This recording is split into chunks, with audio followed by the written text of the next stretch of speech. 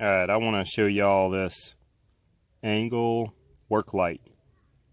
We're going to look all over it, and nowhere are you going to find any kind of markings except for that arrow and that hot warning. That's it.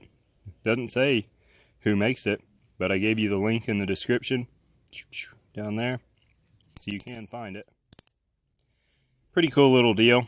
I like how you can angle this up to give you a nice little beam that way, or you can go straight on with it.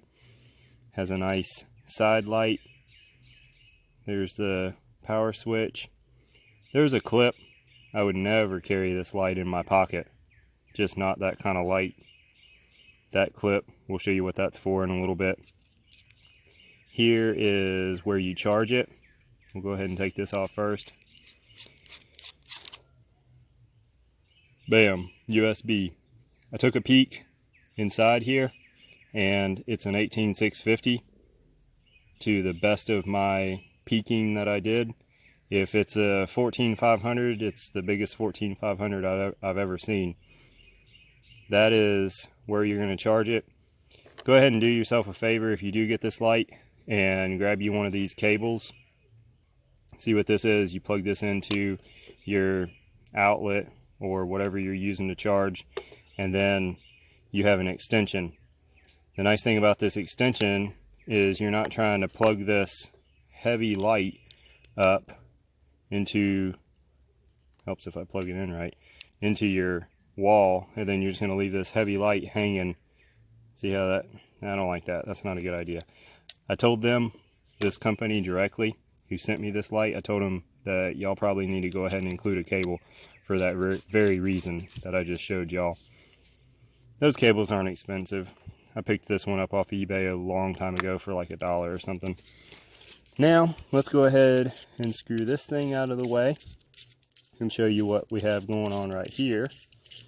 This is a magnetic base, and this allows for it to swivel around. You can mount it somewhere. Maybe I can mount it right here on this old spool of mine, and then kind of angle it over if you needed to. If it was more of a flat surface, it would obviously, there you go, kind of holding on. Not a bad feature at all. I like it. It then has this little thing that screws back down to kind of just put it in a mode of carry, or what I'm fixing to show you, which is what I will be using this clip for, this head band for making it a headlight or a headlamp. Not quite a headlight, but you get it. Anyway, see that clip there? And it clips right on there. That's what I've been using this for.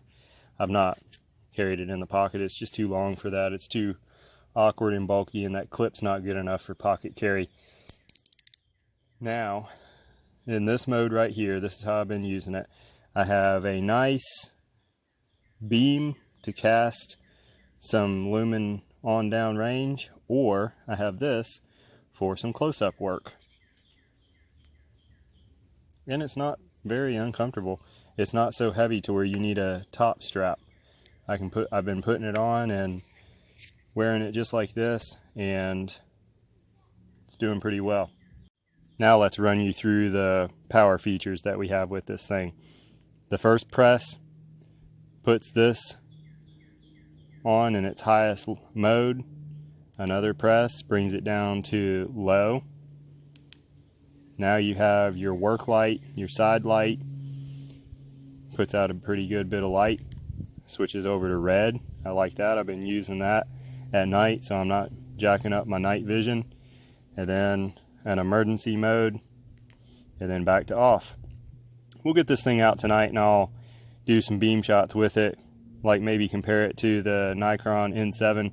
If you're looking for an angle light for your pocket, this is not it, just being honest. If you're looking for a nice angle light / work light to put in a vehicle or to put in headlamp mode, I recommend checking it out.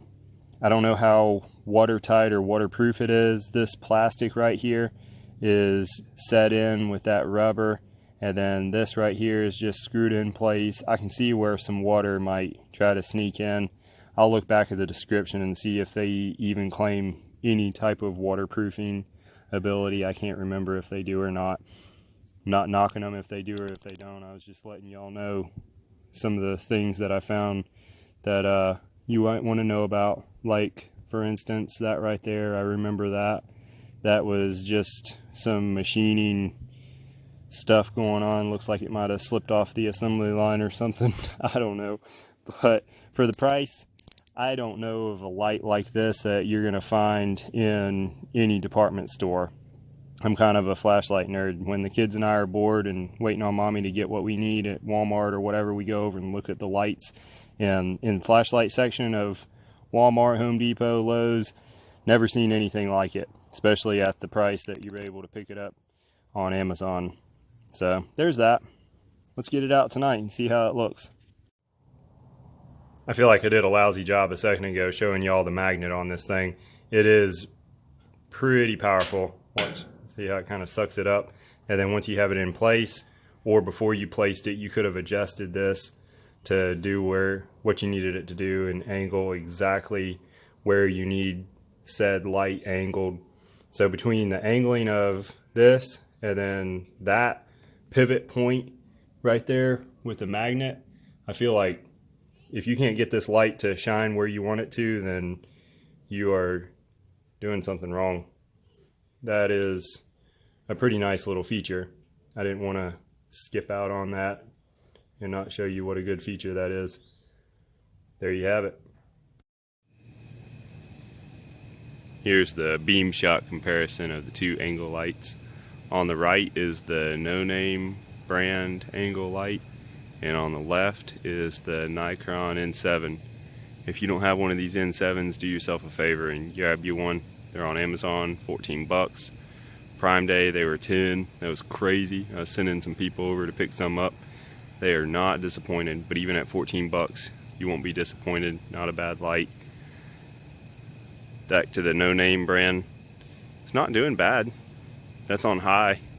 And we can talk about all those other features too. You know, you got Worklight mode, red light mode.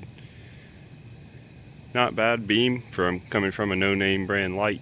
I was pretty impressed. Well, that's it, y'all. It kind of gives you a comparison of the two beams, and then you get an idea of what the other two light modes are going to do. That is the Worklight mode in flood. And then we'll go ahead, just for fun, we'll drop it down to the red.